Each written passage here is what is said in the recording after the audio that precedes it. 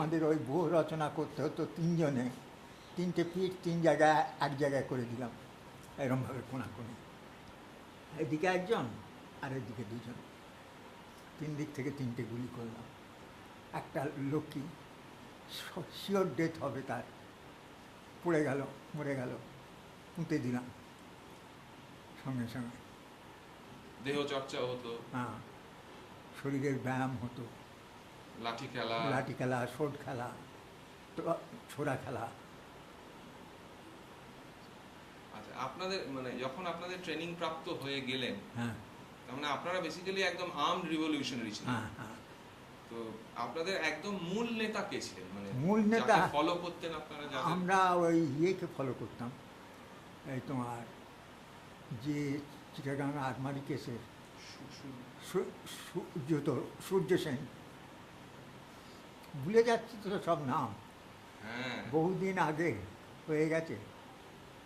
আপনার সঙ্গে মানে যারা ট্রেনিং প্রাপ্ত হয়েছিলেন তারা তো পরে বেশ নামজাদা সব বিপ্লবী হয়েছিলেন, তাদের সম্বন্ধে কারোর কথা মনে পড়ে? হ্যাঁ, দু একজনের কথা মনে পড়ে কখনো কখনো।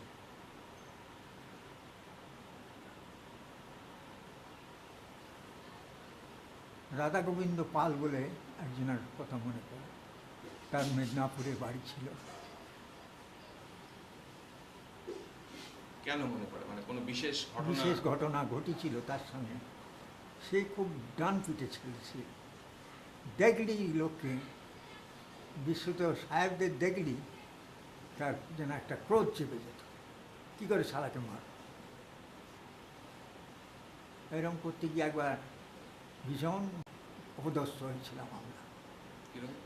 যেমন হাওড়া স্টেশন থেকে আমরা ওদের ফলো করলাম, ওরা কোথায় যাচ্ছে, তিন চারজন সাহেব, আর ড্রেস ট্রেস পরে ফার্স্ট ক্লাস কম্পার্টমেন্টে, আমরা অমনি থার্ড ক্লাস কম্পার্টমেন্টে উঠলাম সেই গাড়িতে, উইদাউট টিকিট। হঠাৎ আমরাও আর্মস নিয়েছি, ওরাও আর্মস নিয়েছে। তারপরে দেখলাম ইয়েতে মেদিনীপুরের রাস্তায় ওরা চলে, বুঝতে পেরেছি। আমরাও কোলাঘাটে ওই রাস্তায় দেখলাম নেবে, হ্যাঁ গাড়িতে ঠিক বসে আছে, ইলিশ মাছ খাচ্ছে ওরা কোলাঘাটে, বুঝতে পেরেছি। ভাজা ইলিশ বিক্রি হচ্ছে, আস্ত ইলিশও বিক্রি হচ্ছে, তো সে ভাজা ইলিশ কিনে খাচ্ছে সাহেব। তারপরে কোথায় যায় কোথায় যায়, আমাদের কাছে তো বিশেষ পয়সা তখন থাকতো না, অনেক সময় ডাকাতি করলে তবে পয়সায় কিছু পাওয়া যেত, তাও নিজের জন্য এইরকম বিশেষ কাজে ব্যবহৃত, বুঝতে পারছো। সেখানে কি হলো সাহেবদের সাথে? সাহেবদের সাথে ওরা দেখলাম শেষকালে মেদিনীপুরে চলে গেল, মানে ওদেরকে কিছু করতে পারলেন না, কিছু করতে পারলাম। আচ্ছা, তারপরে একদিন দুদিন ঘোরার পর দেখলাম সেই বেটারাই মেদিনীপুরে ম্যাজিস্ট্রেট কুটিতে সব ট্রেনিং নিচ্ছে নানাভাবে। ম্যাজিস্ট্রেট কুটিতে মনে হলো একটা কিছু করবে, থেরেপি, বুঝতে পারছেন। তারপরে দেখলাম সেই ওখানে তাস খেলতো ছেলেপিলেরা, স্কুলের ছেলেরা, ধর ছক্কা মার বোম, ধর ছক্কা মার বোম বলেছে, এতেই তাদের অ্যারেস্ট করল। এই বাঙালি ইয়ে মানসিকতা ছিল। হ্যাঁ, বুঝতে পেরেছ। আর ম্যাজিস্ট্রেট সাহেবের কাছে নিয়ে গেল, ম্যাজিস্ট্রেট সাহেব বললে এটা হাজতে পুড়ে দাও। তারা তখন বললে যে সাহেব আমরা তো কিছু করিনি। তা বললে না, তা না করলে ধর ছক্কা মার বোম বললে কেন? আমাদের এই সাহেবগুলোকে কি তোমরা উদ্দেশ্য করে বলেছিলে? আমরা বললাম না সাহেব, এইসব কখনো হতে পারে, তোমরা রাজার জাত, তোমাদের আমরা বলবো এখানে, বুঝতে পারছো। অপদস্থ মানে আপনাদের জেলে গিয়ে পড়তে হয়েছিল আলটিমেটলি, এই তো? খুব অপদস্থ।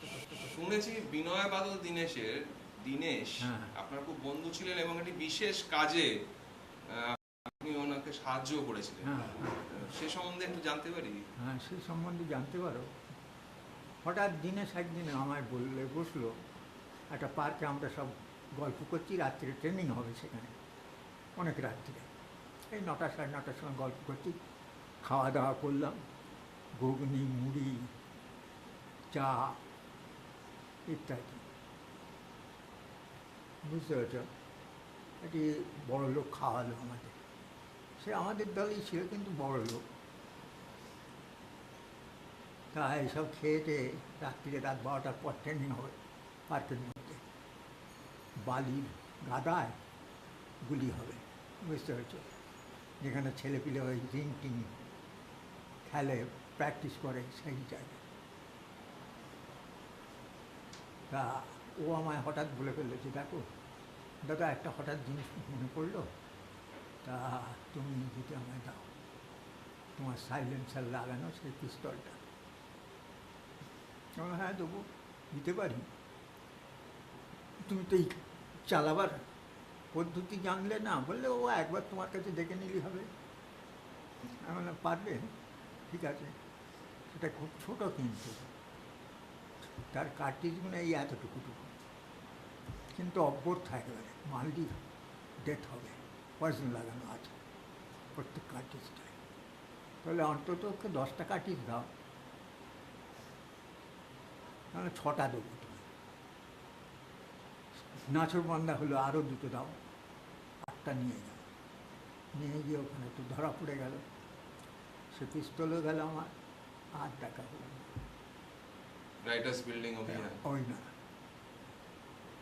রাইটার্স বিল্ডিং যখন অভিযান হয়, ওতে গিয়েও যাবে বলেছিল ওই স্যার চার্লস টেকার, ও তখন ধর্মতলার মোড়ে, আমরা দেখেছিলাম ওকে ধর্মতলার মোড়ে মোটরসাইকেল নিয়ে যাচ্ছে, লাল মোটরসাইকেল একটা, কিন্তু ওই রিভলভার বোমার আওয়াজে ও সঙ্গে সঙ্গে ব্যাক করল, আর গেল না। বললে ওখানে অ্যাটাক হয়েছে, কিছু একটা হয়েছে। সঙ্গে সঙ্গে গিয়ে ওর অফিস থেকে টেলিফোন করে জানতে পারলো লালবাজারে যে রাইটার্স বিল্ডিং অ্যাটাক হয়েছে তেতলায়, এবং সেখানে সিমসন হচ্ছে জেলের ছিল, অধিকর্তা, সেই তাকে মেরে দিয়েছে গুলি, আর কারোকে না পেয়ে তাকেই মেরেছে, সে মরে গেছে সঙ্গে সঙ্গে। আর 2জনের নাম ছিল, তারা কেউ সিঁড়িতে আর কেউ ওই ইয়েতে ছিল, মানে রাস্তার, সবই গোড়া সাহেব, সব গোড়া সাহেব। এটা সব ট্রেন্ড সোলজার ছিল, সোলজার থেকে এসে ওই সব পদে বসেছে। এবং হিন্দু ছেলেদের দেখলি বা মুসলমানের ছেলেদের দেখলি সন্দেহ হলেই তাকে অ্যারেস্ট করাতো ওই ইয়েকে, সার্চ চার্জ দিয়ে। এছাড়া কোনো বিশেষ ঘটনা আপনার বিপ্লবী জীবনে আপনার মনে পড়ে, যেটা আপনার মানে জানানো উচিত বা জানানো যায় বলে মনে হয়?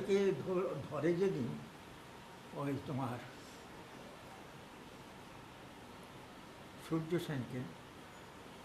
সেন তো কলকাতায় এসে কষ্ট পাচ্ছিলেন, অসুখে ভুগছিলেন, আপানি হয়েছিল খুব, একটা বাড়িতে, একতলা বাড়িতে ছিলেন। সেই সময় আমরা সব দিন রাত তাকে পাহারা দিতাম, যাতে পুলিশ না আসতে পারে বা টের পায়, বুঝতে হচ্ছে, টের পেলে পুলিশটাকে মেরে দিতাম যে কোনো উপায়, ওইখানে ইটি করে দিতাম। এরকম করতে করতে 2-1 দিন বাদেই ওখানে নজর পড়লো, ওখান থেকে সূর্য সেনকে আমরা সরিয়ে কলেজ স্ট্রিটে নিয়ে গেলাম, একটা ভাঙা পুরো বাড়িতে, গরিব থাকে একজন। সেইখান থেকেই সূর্য সেন অ্যারেস্ট হয়ে গেল। একদিন সন্ধেবেলা দেখলাম এবারে ঘিরে ফেলেছে সমস্ত সার্জেন্ট মিলে, প্রায় 300-400 সার্জেন্ট বাড়িটাকে। তখন আর কিছু করা গেল না, সরানো গেল না, খুব হাঁপের টান হচ্ছে। তারপরে কি হলো বলতে পারি না, সূর্য সেন।